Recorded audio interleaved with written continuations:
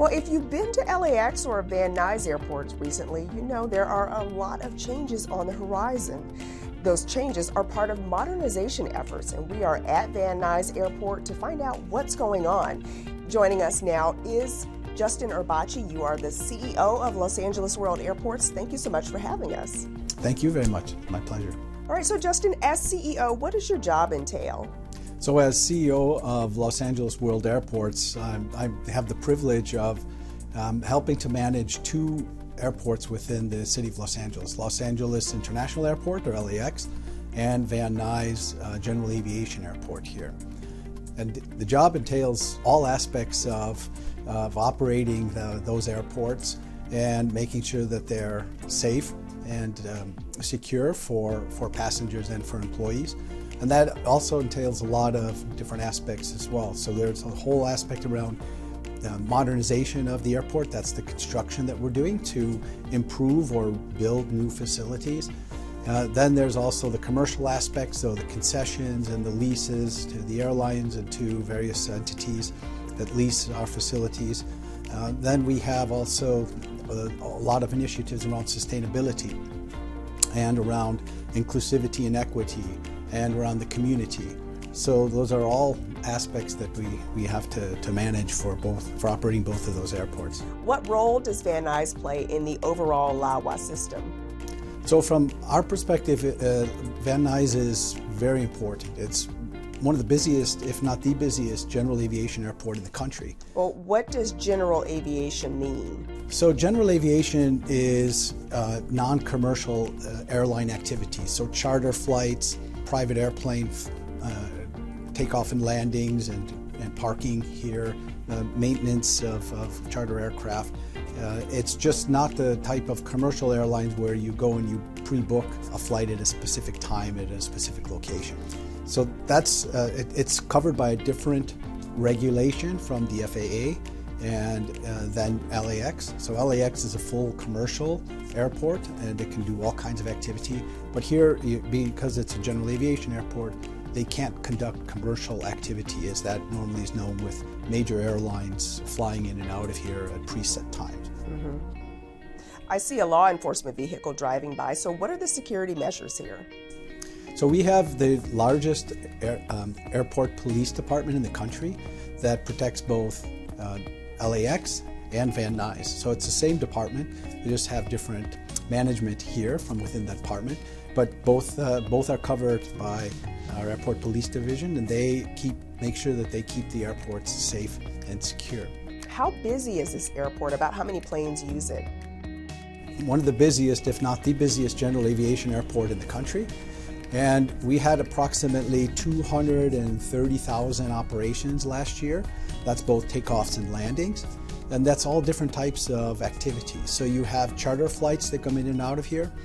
You have people who have their own airplanes who fly in and out of here or store their planes here. You have airplanes that just come here and pick up or drop off and then leave. They're not based here. And they use one of our fixed base operators here where they go to have their passengers rest before or after the flight and have their pilots rest. They get their aircraft maintained, serviced, and gas up at those facilities. And we have flight schools here as well. And then we have a lot of emergency equipment here for both LA Fire Department and LA County Fire Department activities. And we also have a lot of helicopters here that are used for medical emergencies, and so there's a lot of different type of activity that goes on here at Van Nuys. You know, Van Nuys Airport is often described as an economic driver in the media. So what does that mean? Is it an economic driver in the city or the San Fernando Valley? Can you tell us that? Well, it is a huge economic enabler here. It's responsible for conservatively $2 billion of activity, commercial activity in this region. It also houses about 200 businesses, and we have about 10,000 jobs that are associated with Van Nuys here. So it's really a crucial part of this region's economy. That sounds like a lot of businesses. So what are some of those businesses? There's all types of businesses. There's everything from flight schools to maintenance operations, fixed-based operators that are here. We have different types of people who serve the airport for different types of equipment, ground service equipment. We have people who provide catering to the fixed base operators. So there's all types of businesses that are associated with operating general aviation aircraft. In terms of the flight school, is that a benefit for the community?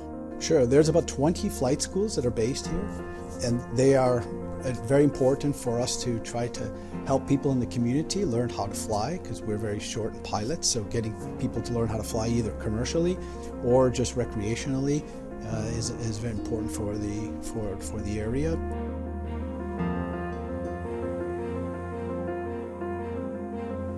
We have an observation deck where you can go and watch the aircraft take off. So that's something that you can always bring people to, and it's a pretty big hit for kids. Their parents bring their kids here all the time to watch the aircraft take off. Well, you know what? I think I'm going to come back and take the tour. Yes, that's a good amenity. Local residents have been very vocal in the past about noise complaints and whatnot, and now there's concerns with the modernization. So how do you address those concerns? Yes, we're doing many different types of initiatives to help to mitigate the impacts of the airport and the community. From a noise perspective, is we have implemented a lot of different programs to help mitigate the noise. We are subject to federal regulations in operating this airport, and those federal regulations don't allow us to be able to restrict any specific types of operations or operations during any specific part of the day. But we have implemented, with the cooperation of all the people who operate out here, a lot of voluntary programs where we try to mitigate noise. One such program is an early turns type of program where we get a lot of awareness around and ask the pilots not to take early turns over the residential areas. And same with helicopters. So the way helicopters come in and at what angles and at what altitudes, we work with the helicopter operators to get them to agree to take routes that are less impactful to the neighborhood from a noise perspective. And we have a volunteer curfew, if you will, where we try to get our operators not to fly between the hours of 11 p.m. and 7 a.m. And we've been successful in limiting the number of flights during that period. Again, we're not able to completely ban operators, so we have to work with them, and they've been very cooperative in trying to help us to limit the number of flights that take off or land during that period. So it's just multiple types of activities that we're taking to try to mitigate the noise impact. The Olympics are coming here and the World Cup. So how is LAX being ready for this huge influx of people?